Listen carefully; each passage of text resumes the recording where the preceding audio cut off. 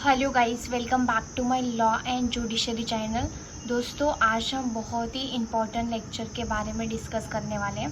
First time I am introducing law and judiciary का जो first important chapter है, जो JMFC मतलब judicial magistrate first class exam 2023 and eligibility criteria we are going to discuss in this case.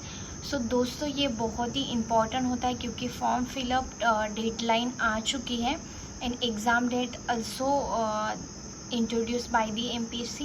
So now we have to think that who is a person eligible, who is the person going to fill that form. तो ये criteria बहुत ही मायने रखता है, इसीलिए हम लोग आज का लेक्चर बना रहे हैं। ये लेक्चर बहुत ही इम्पॉर्टेंट है। Just go through the above things. तो यहाँ पे फर्स्ट ऑफ ऑल देखेंगे eligibility criteria for the fresher students. So now यहाँ पे मैंने दो कॉलम्स बनाए हैं। फर्स्ट कॉलम मैंने फ्रेशर स्टूडेंट्स के लिए रखा है, दूसरा कॉलम मैंने एडवोकेट्स के लिए रखा है। तो पहला जो भी क्राइटेरिया होता है, अगर आप फ्रेशर स्टूडेंट हो और आप इमीडिएट एग्ज़ाम देना चाहते हो तो आप एग्ज़ाम दे सकते हैं, लेकिन उसके लिए एजुकेशन क्वालिफिकेशन क्या रिक्वायर्ड है, एज लिमिट क्या है, वी आर डिस्कसिंग नाउ। तो फर्स्ट ऑफ ऑल, अगर आपने 3 इयर्स का कोर्स किया है तो आपका LLB कंप्लीट होना चाहिए। अगर आपने BA LLB किया है तो आपके पास 5 इयर्स कंप्लीट होने चाहिए, मतलब आपको BA LLB डिग्री कंप्लीट होना चाहिए।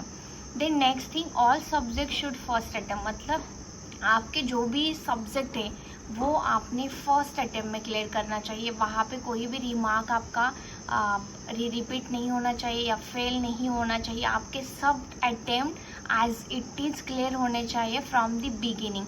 तो आपके पूरे जो भी कोर्स है, 5 इयर्स है या LLB है, आपके all subject should first attempt, मतलब सब जो सब्जेक्ट है आपने फर्स्ट अटेम्प्ट में ही क्लियर करना चाहिए। एंड देन नेक्स्ट वन है आपका 55%। आपका जो भी क्राइटेरिया है 55% is required for your degree. LLM is not required, but अगर है तो LLM में भी अगर आप फ्रेशर बन के देना चाहते हो जुडिशरी एग्ज़ाम, तो आपका LLM अगर दिखाना चाहते हो आप, LLM ऑल्सो नीड टू 55% आपके होने चाहिए। What is the age limit for fresher student? तो यहाँ पे एज लिमिट है ओपन कैटेगरी के लिए एज 21 से लेके 25 तक, ये है ओपन कैटेगरी के लिए। अगर आप रिजर्व कैटेगरी से बिलोंग करते हो तो आपका फ्रेशर एज ए कैंडिडेट आपको माना जाएगा, एज ए स्टूडेंट माना जाएगा फॉर द एग्ज़ाम 21 से लेके 30 तक, मतलब आपका age 21 to 30 for the reserve category. ये है आपका फ्रेशर स्टूडेंट के लिए eligibility criteria. Now we will think upon advocates. अगर आप एडवोकेट से अभी प्रैक्टिस कर रहे हैं फ़िलहाल कोर्ट में, तो आपके लिए एलिजिबिलिटी क्राइटेरिया क्या होगा for the exam, for JMFC exam? तो फर्स्ट है आपके पास डिग्री इज़ रिक्वायर्ड। आपके पास डिग्री होना बहुत ज़रूरी है, जो लॉ की 5 इयर्स 3 ईयर जो भी है। और अगर यहाँ पे एज लिमिट दिया गया फॉर ओपन कैंडिडेट 21 से लेके 35 तक ही आप अप्लाई कर सकते हैं, एंड रिजर्व कैंडिडेट के लिए 20 एज लिमिट है, 21 to 40 age limit for the reserve candidate. और यहाँ पे सनद इज़ रिक्वायर और नॉट? यहाँ पे सनद रिक्वायर है and it's a necessary criteria for the exam. So आपके पास सनद होना बहुत ज़रूरी है। Then next one, 3 years from the date of सनद। आपके 3 इयर्स कंप्लीट होनी चाहिए प्रैक्टिस में, वो भी सनद के बाद में। तो दोस्तों, यहाँ पे PDJ होता है, वो जो जजेस होते हैं वो आपको प्रैक्टिस का सर्टिफिकेट देते हैं, लेकिन यहाँ पे एक आप ध्यान में रखना, आपने अगर बार काउंसिल के लिए एनरोलमेंट, मतलब सनद है आपके पास, लेकिन आपने अगर लोकल कोर्ट में या सपोज जुडिशल मैजिस्ट्रेट आप जहाँ भी प्रैक्टिस करना चाहते हैं, वहाँ के लोकल कोर्ट्स में आपका जो भी रजिस्ट्रेशन है वो होना बहुत ज़रूरी है।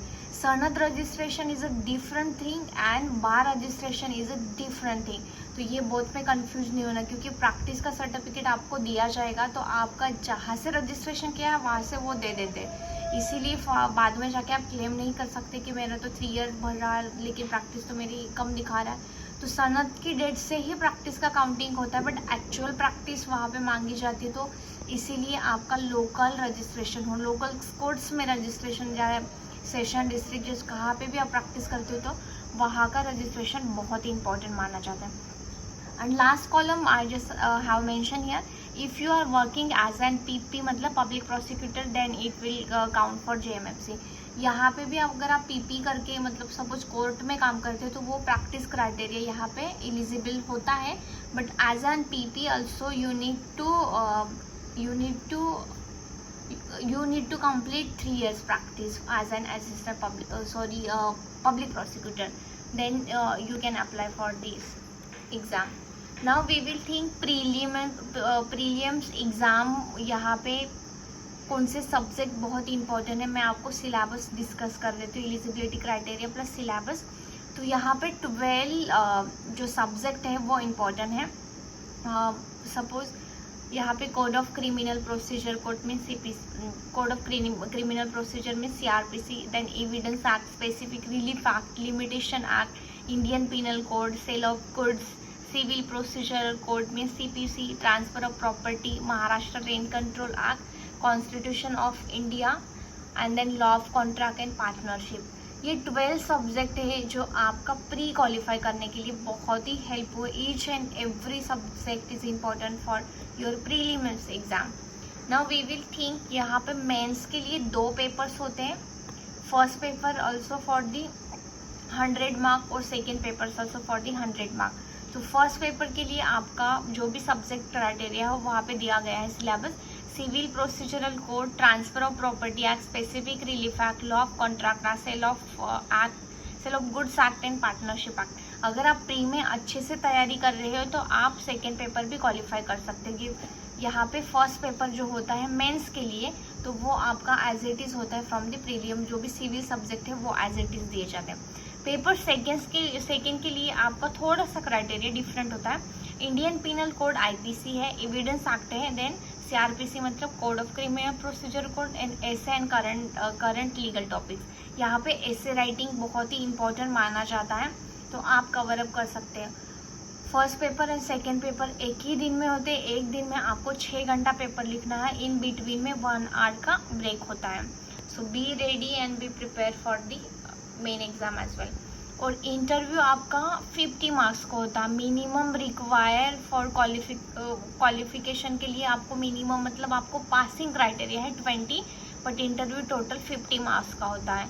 तो this is the important things we need to keep in mind. And अब आप फॉर्म भर सकते हो. अभी फॉर्म भरना चालू है तो last that is next month, तो वहाँ तक आप फॉर्म फिलअप कर सकते हैं.